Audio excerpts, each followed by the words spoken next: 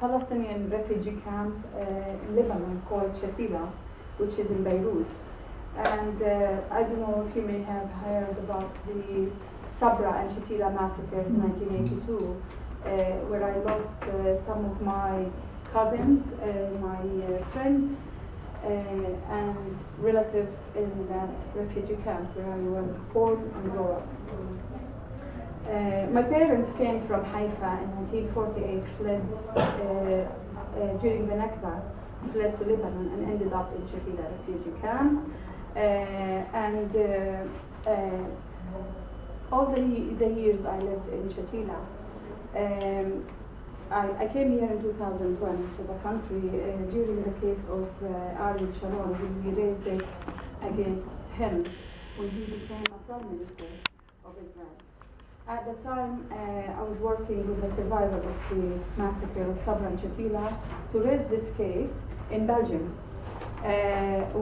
where I was threatened and I had to leave the country quickly because of that political activity I was involved in. I ended up in Britain, but before I ended up in Britain, we usually have the declaration, the Balfour Declaration, which was the 2nd November 1917, made by the Balfour,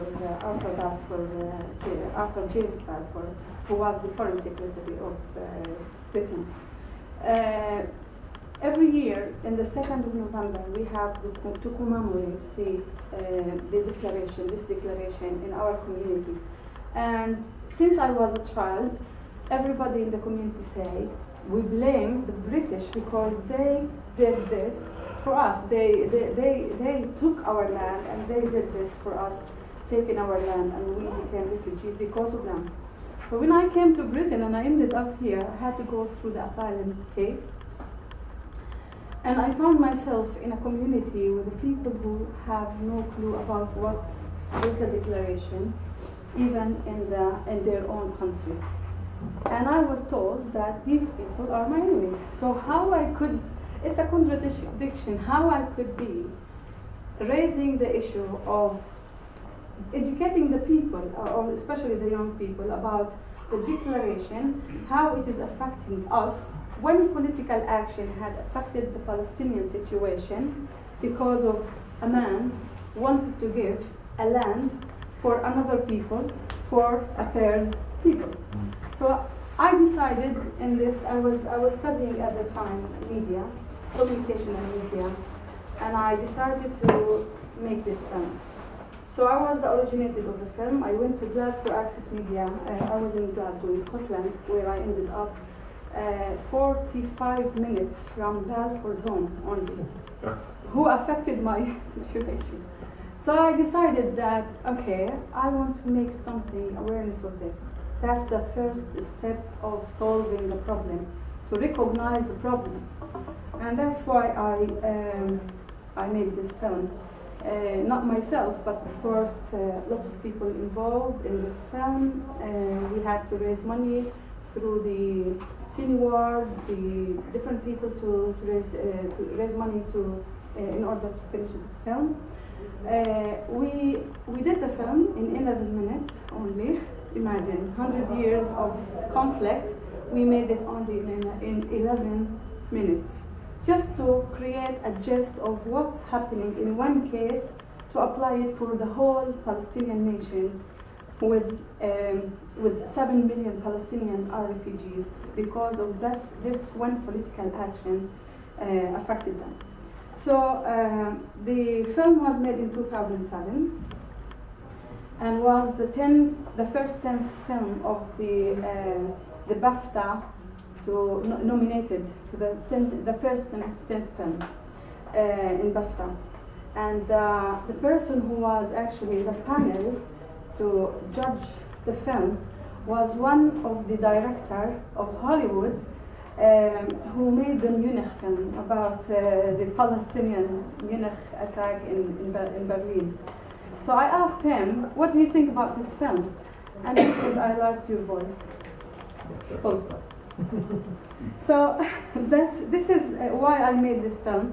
And also I just want to go back actually a little bit about the Zionist movement when they were within the community in Europe, and particularly they started in Berlin, where the Nazis actually opened their office to collaborate with them actually against the Jewish community within Europe, because they wanted a land without people for a people without land, you know, and Palestine was not recognized as a land with people. They ignored all of these things, and they said they were, you know, the hatred against the Jewish community at the time helped the Zionists to create and to shape their political aim to go and take another land in Palestine, which is Palestine, for their aim.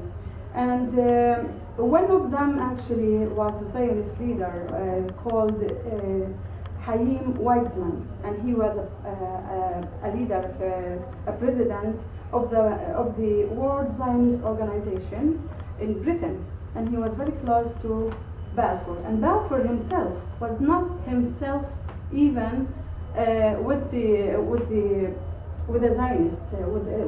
He wasn't actually sympathy with the Jewish community at the time. He wasn't at all.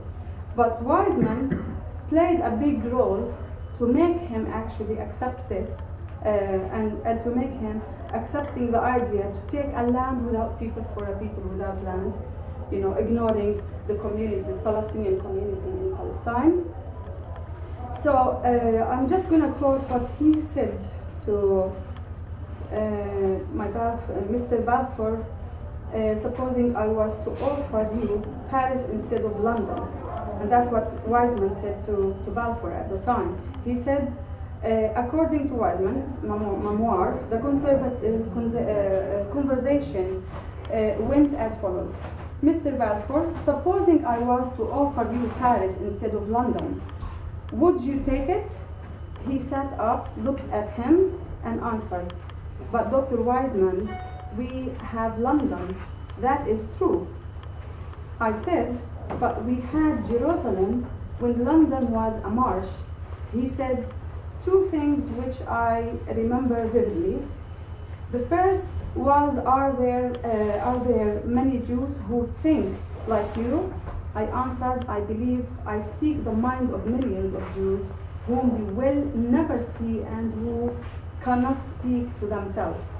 To this he said, if that is so, you will one day be a force. Shortly before I withdrew, Balfour said, it is curious. I answered, Mr. Balfour, you meet the wrong kind of Jews. So he was persuading Balfour to step with him to take another people's land. So when I ended up in Glasgow, just 45 minutes away from Balfour's home, and I decided to go and do the film in his home. When we got the permission, we got into his home and we started filming. So one of the aristocratic family who was living in that home, she bought that house. It's a private property now, and she said, she asked us, she invited us for a cup of tea afternoon. And I sat with her, and she said, I'm just interested to know, what are you going to do with this film? Because I have no clue about Palestine. So I looked at her. She doesn't know anything about Palestine, but I told her, can you tell me how many acres? Acres is acres in English is the every 1 acre is 100 centimeters square of land. And I asked her how many acres, how many dunums of Balfour's have still owning in this in East Lothian in Haddington town. And she said, well, it is about 16, 17 acres, apart from the big house he owned. I looked at her and I picked my phone. I called my uncle in Shatila refugee camp at the time, and I told him, can you tell me how many acres do we have in Haifa? And he said, we have 5 apart from the big house that your grandfather still owned. So I told her, this is what my uncle says. Then she started to realize what's the problem. So I told, and she said, I will look off, when we finished actually the filming, and she said to us, I look forward to seeing your film because I have no clue about Palestine. So we did the film, and we were trying to distribute it. The film did not actually get that much supported at the time. We went to film festival in Edinburgh Film Festival, in London Palestine Film Festival, in Iran actually where film festival were screened it. The community channel TV actually also screened it once. And since then we did not do anything with that film. And the film, I have part of it, partially of the copyright. The rest is not my copyright, but I asked them if I can show this film, collect some money to do another film, which is now coming up, which is about my journey to Palestine in 2014, called Back to My Roots. So everything we're gonna collect from this film today is going to go to another film called Back to My Roots. So this is in general, what is the film about, and I would leave you just to see what the film, and maybe later we can have a discussion, Q&A, and please feel free to ask any question if you would like to ask me later on, after my friend Tom is coming to speak. Thank you. Thanks very much.